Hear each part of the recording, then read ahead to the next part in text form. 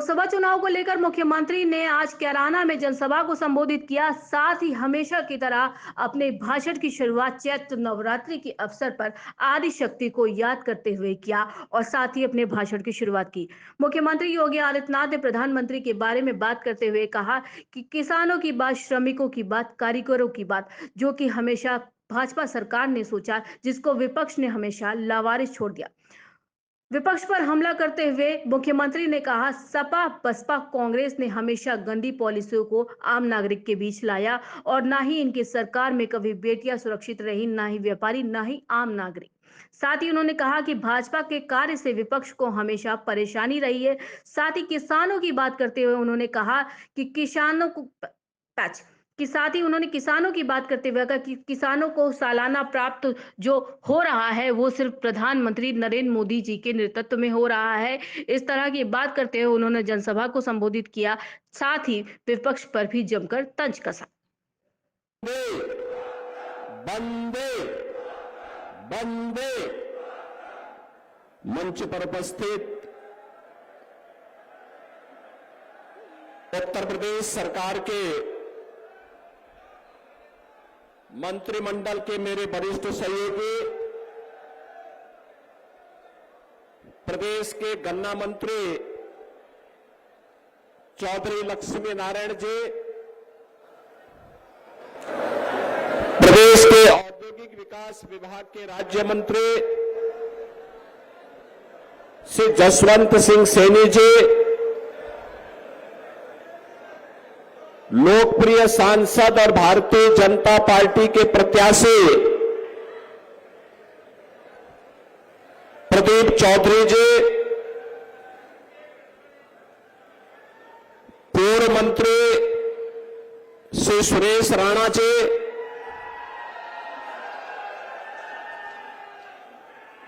यहां के लोकप्रिय विधायक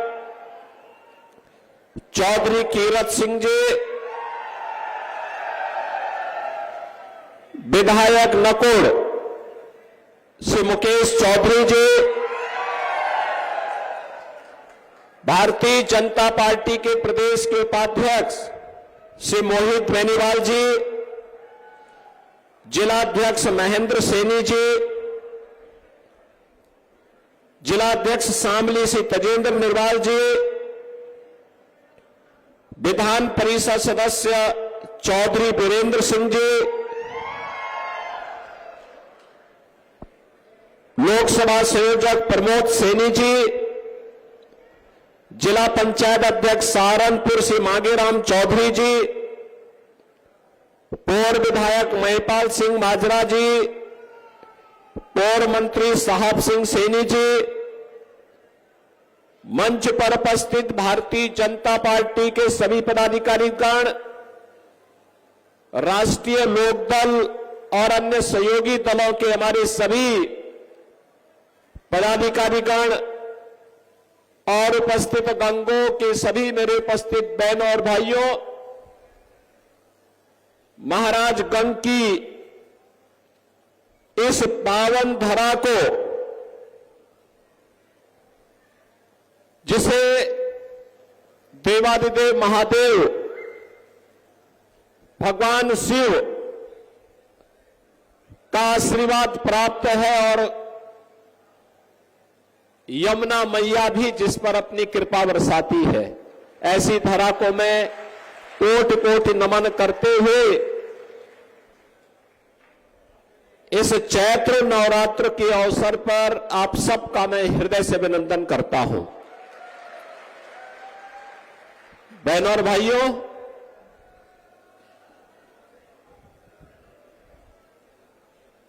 सभी देवी देवताओं का नवरात्रि के अवसर पर मां शाकंभरी और बाला त्रिपुर सुंदरी के इस धाम में आगमन होता है, यहां देवी के दर्शन करने के लिए।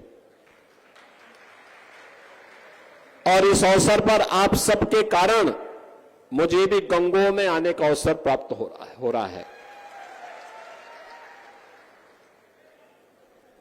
आज मुझे बहुत अच्छा लगता है जब मैं सहारनपुर आता हूं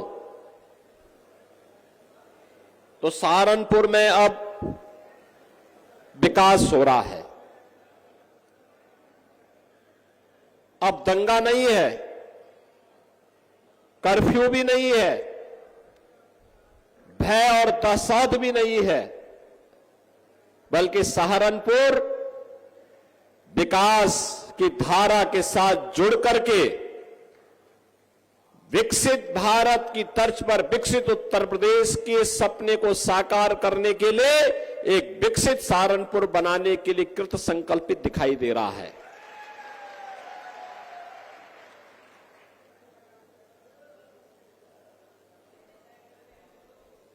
दिल्ली शामली सहारनपुर का जो हाईवे है या दिल्ली से देहरादून के बीच ग्रीनफील्ड एक्सप्रेस हाईवे का जो निर्माण हो रहा है, वह इस विकास की धुरी बनने जा रही है। बहनों और भाइयों, क्या नहीं था हमारे इस सहारनपुर में? मां गंगा और मां यमुना की कृपा थी, असीम कृपा। दुनिया की सबसे उर्वरा भूमि, यहां का मेहनती किसान, जिन अन्नदाता किसान और जिन यहां के हस्तशिल्पी और कारीगरों की कारीगरी के सामने दुनिया फेल थी। जिन अन्नदाता किसानों को स्वतंत्र भारत में पहली बार सम्मान देने का काम किया था, इसी माटी के लाल किसानों के मसीहा चौधरी चरण सिंह जी ने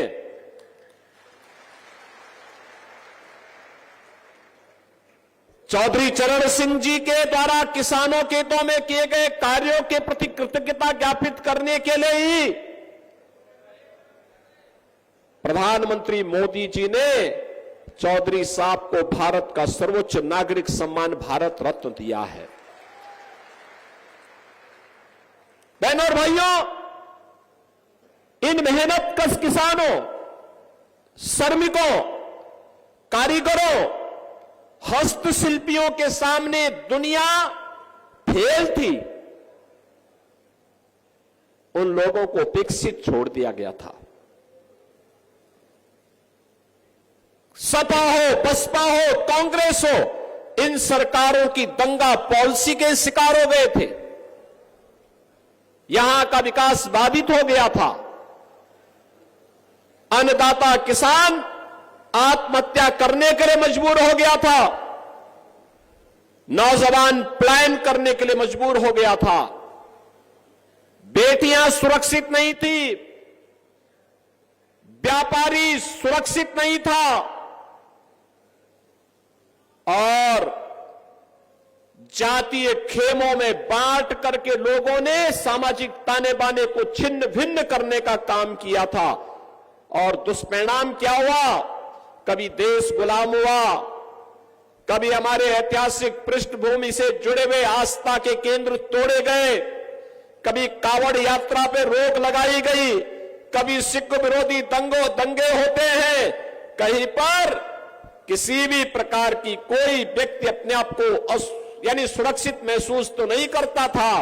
और जिस सहारनपुर में असीम संभावना थी, प्रकृति और परमात्मा की सीम कृपा थी कि वह शिक्षा के केंद्र के रूप में काशी की तर्ज पर विकसित हो, उसको मजहबी उन्माद और फतवों का शहर बना करके रख दिया गया। यह है देश के खिलाफ साजिश करने वालों की करतूत। ये लोग किस प्रकार की करतूत करते थे? जिसमें संभावना थी अन्नदाता किसानों को के माध्यम से देश को दुनिया की एक ताकत बनाने की,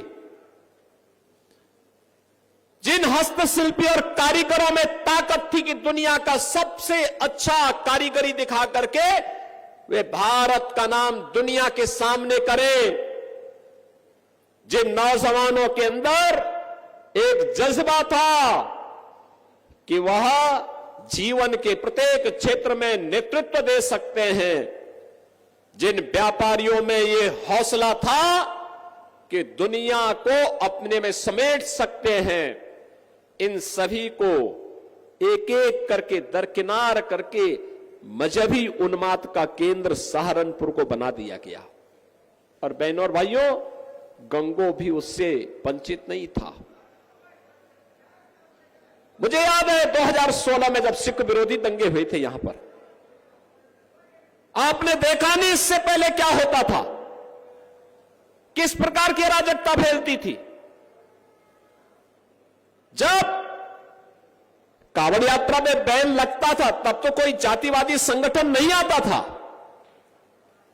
सबके मुंह सिल लिए जाते थे, क्योंकि तब की सरकारें जिन गुंड और माफियाओं के ऊपर संरक्षण देती थी, जिन मजहबी ताकतों के सहारे पर कार्य करती थी, जिनके सामने घुटना टेक करके उस समय कार्य करती थी,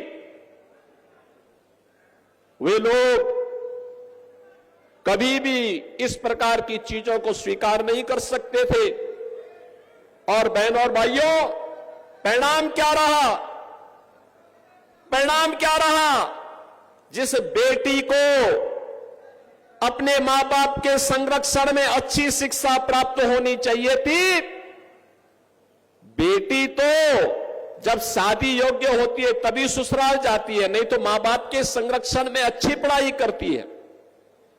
उस बेटी को असमय हॉस्टल में या दूर रिश्तेदार के घर में डर के मारे मां बाप की भेज देते थे।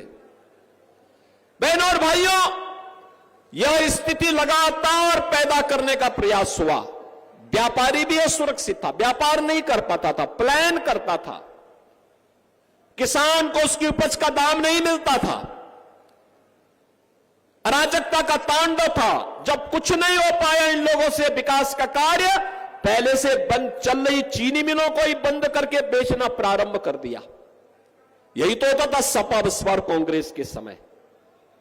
और आपने पिछले 10 वर्ष में मोदी जी के नेतृत्व में बदलते हुए नए भारत को देखा है। ये नया भारत, दुनिया के अंदर भारत का सम्मान बढ़ा है, सीमाएं सुरक्षित हुई हैं, आतंकवाद नक्सलवाद समाप्त हुआ है, विकास के बड़े बड़े कार्य हो रहे हैं, हाईवे, रेलवे, मेट्रो,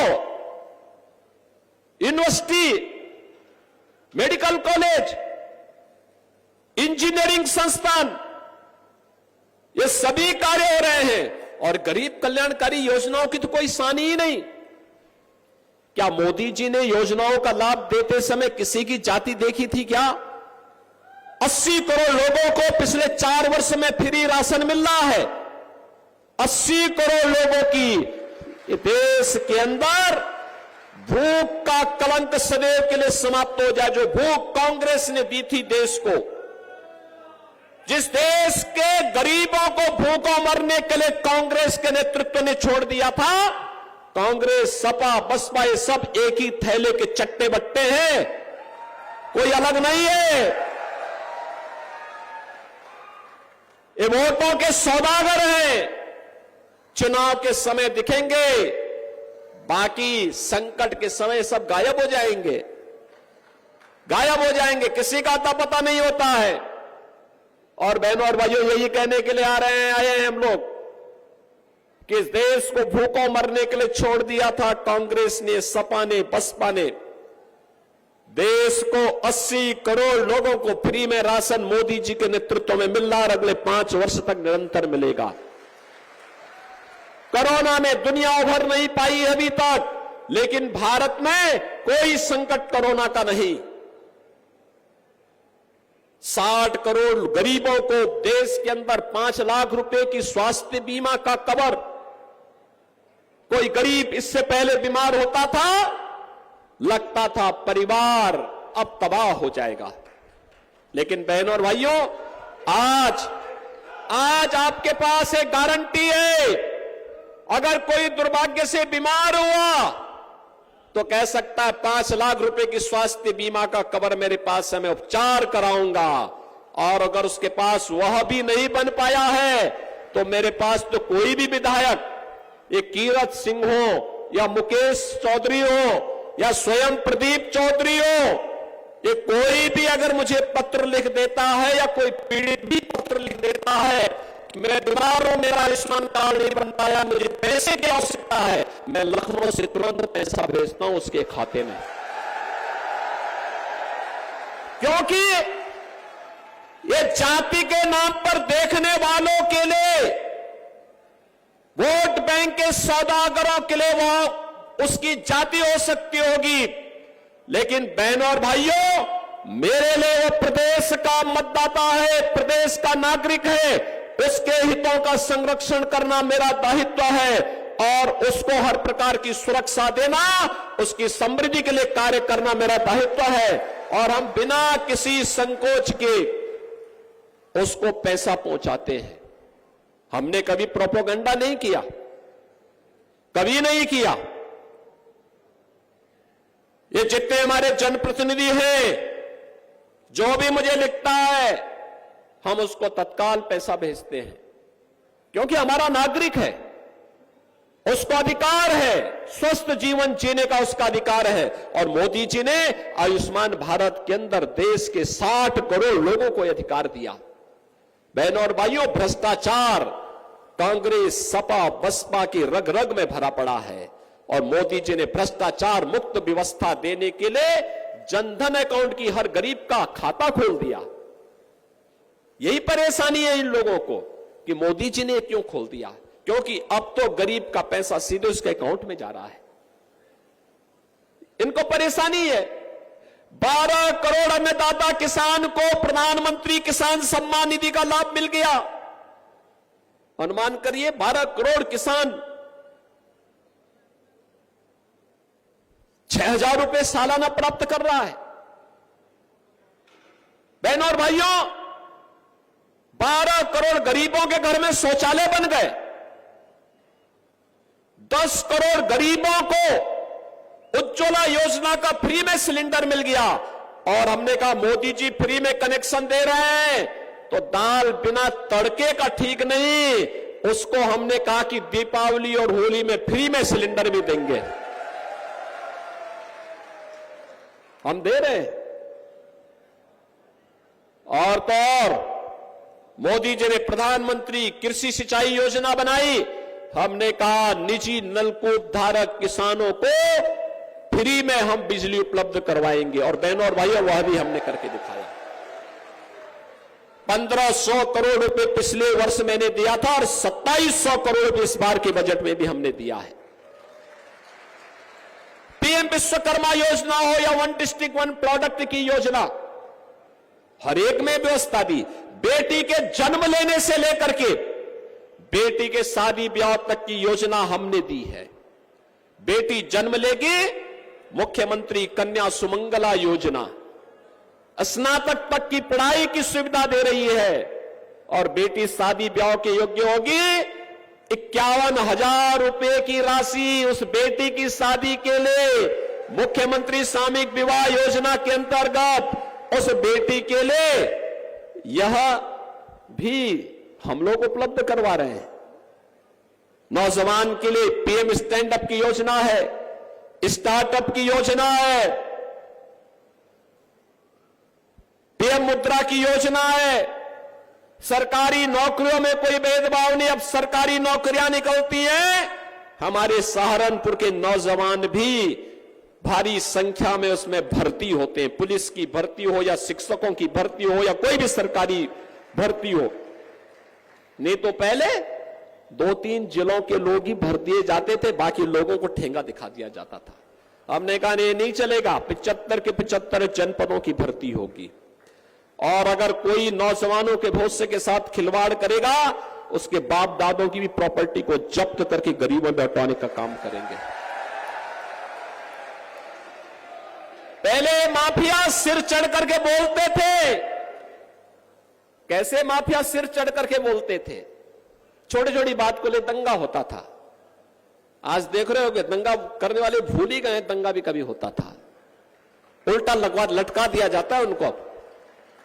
दंगा करते हैं तो तुरंत पकड़ करके उल्टा लटका कर नीचे मिर्च का झोंका लगा दिया जाता है कि हमेशा के लिए भूल जाए। और अगर किसी निर्दोष व्यापारी और बेटी के साथ कोई दुर्व्यवहार करता है तो बहनों और भाइयों, उस समय उसकी क्या दुर्गति की जाती है ये भी आपने देखा होगा। प्रयागराज का माफिया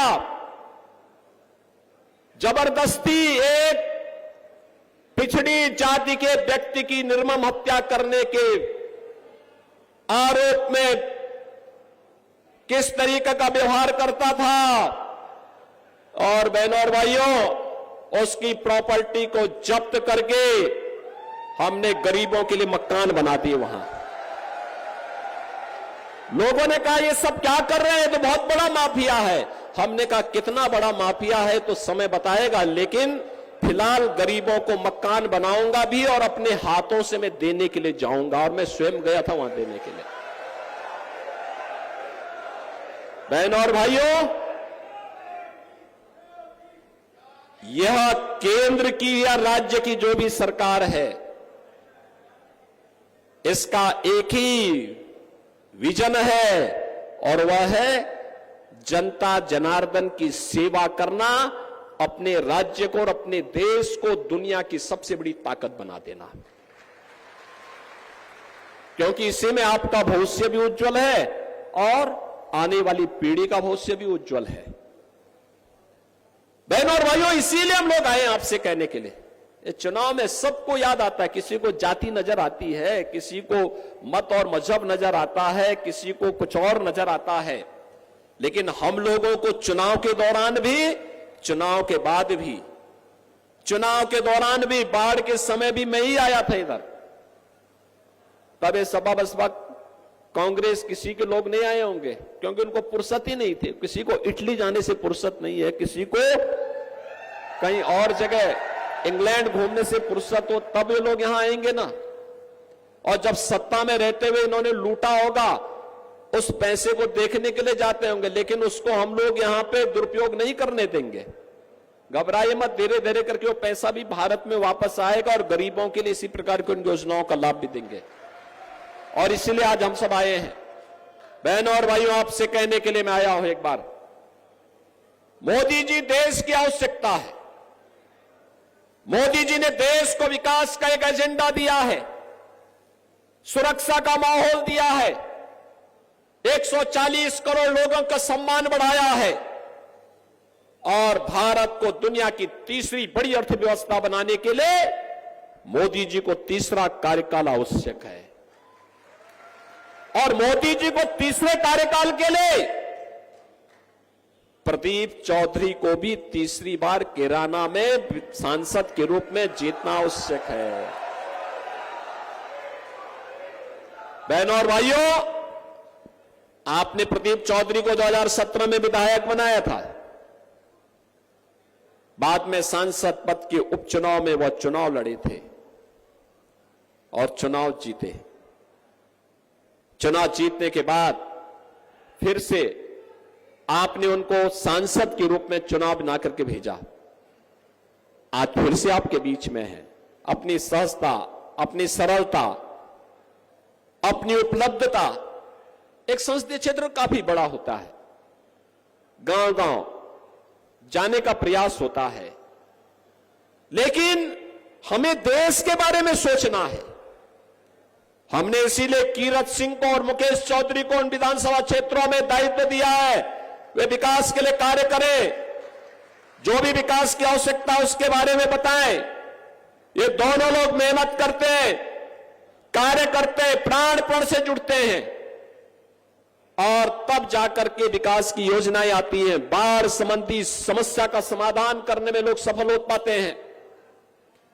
बहनों और भाइयों, आपसे ये कहने के लिए मैं आया हूं कि यहां की समस्या का समाधान करना यह हमारा कार्य है, हम लोग इसको करेंगे।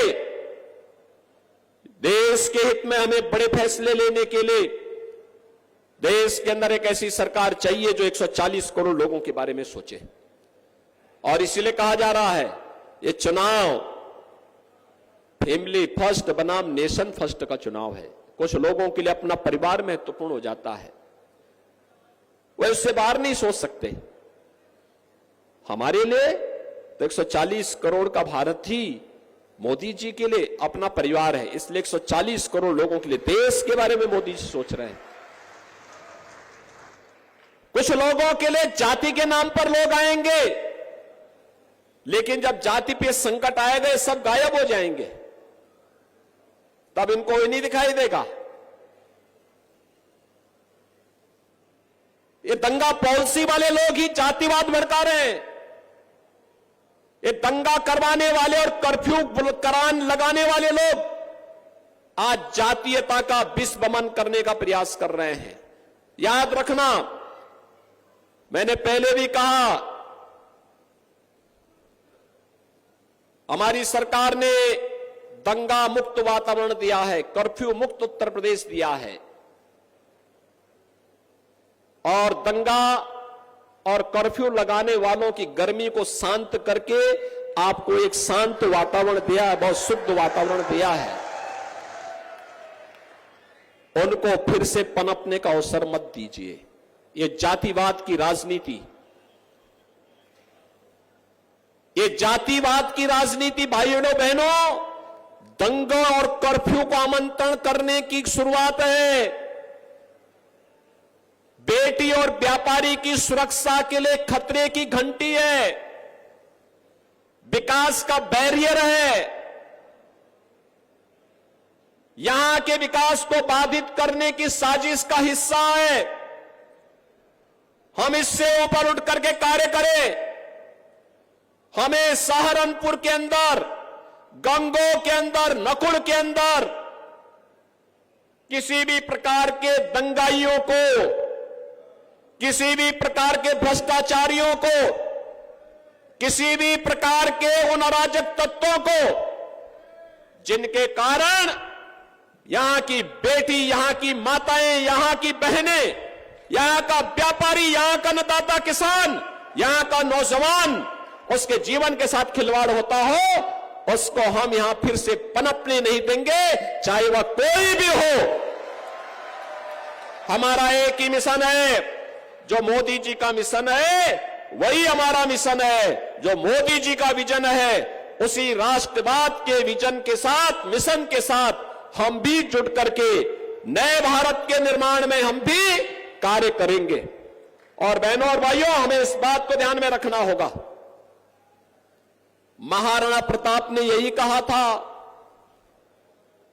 महाराणा प्रताप ने यही कहा था। उन्होंने कहा था, मैं किसी भी धर्मी के सामने, किसी विदेशी आक्रांता के सामने मैं सिर नहीं झुका सकता।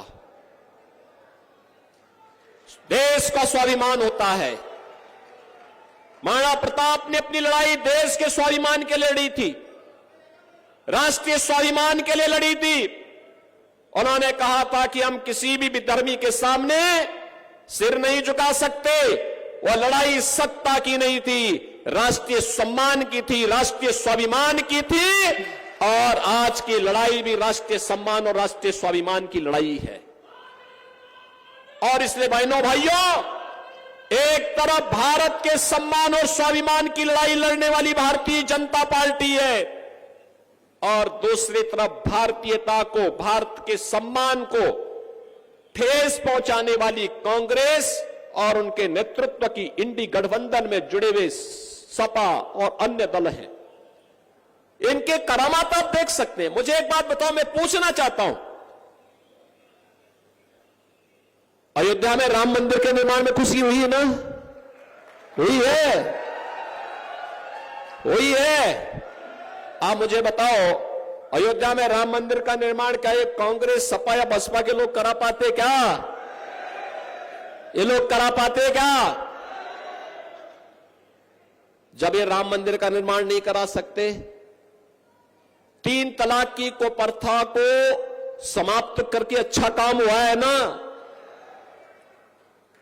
यह भी कुप्रथा कांग्रेस ने ही दी। जब ये लोग 3 यानी नारी गरिमा के प्रतीक और नारी गरिमा के लिए सबसे खतरनाक 3 तलाक की कुप्रथा को रोक नहीं सकते। कश्मीर में धारा 370 को समाप्त करके आतंकवाद को हमेशा से समाप्त करने का काम जो मोदी जी ने किया है, जब ये लोग उसको नहीं समाप्त कर सकते, ये लोग गरीबों का कल्याण नहीं करा सकते, कर्फ्यू को समाप्त नहीं कर सकते, दंगा नहीं रोक सकते, गरीबों को अन्न नहीं दे सकते, किसानों की आत्महत्या नहीं रोक सकते, तो इनको सिर में ढो करके आप क्यों देश के लिए बोझा बनना चाहते हैं?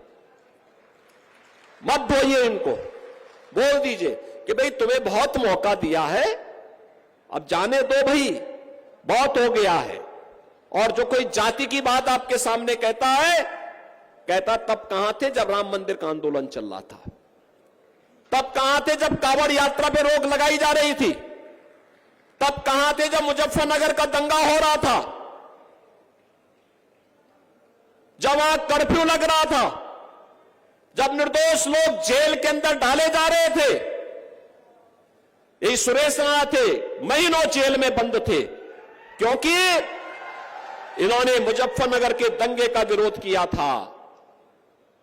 और बहनों और भाइयों, इन लोगों से प्रश्न पूछ करके इनको कहना चाहिए कि भैया जब उस समय नहीं थे, संकट के समय नहीं थे, तो इस समय तो कम से कम नया संकट पैदा मत करिए, अब मत पैदा करिए। अब आप जाइए, हमें अपना निर्णय लेने दीजिए। देश सही दिशा में जा रहा है, प्रदेश सही दिशा में जा रहा है, हमें अपने प्रदेश के लिए कार्य करना है, अपने देश के लिए कार्य करना है, अपने जनपद के लिए कार्य करना है, अपने गंगों और अपने नकुड़ के लिए कार्य करना है, और इसको लेकर के हमें आगे बढ़ना है। और इसके लिए लक्ष्मी जी आवश्यक है, और लक्ष्मी जी के लिए कमल आवश्यक है। और इस बार तो सोने पे सुहागा है, आरएलडी का नल होगा और बीजेपी का कमल होगा। बहनों और भाइयों, ये नल और कमल मिलकर के फिर से देश के विकास की फसल को लहलहाएगी पूरा। सहमत है ना? सहमत है? तो आप मुझे एक बात के लिए आश्वस्त करेंगे, मुझे इस बात के लिए आश्वस्त करिए कि आप में से हर व्यक्ति प्रदीप चौधरी बनकर के, मोदी जी का प्रतिनिधि बनकर के घर घर जाएगा। सभी लोग सहमत हैं? घर घर जाओगे, एक एक वोट बीजेपी के चुनाव चिन्ह कमल के फूल पर डलवाओगे। सभी लोग सहमत हैं? तो अपनी आवाज को इतनी जोर तक बोलना कि मोदी जी तक, दिल्ली तक आपकी आवाज पहुंचे। दोनों हाथ पकड़ के बोलेंगे, भारत माता की, भारत माता की।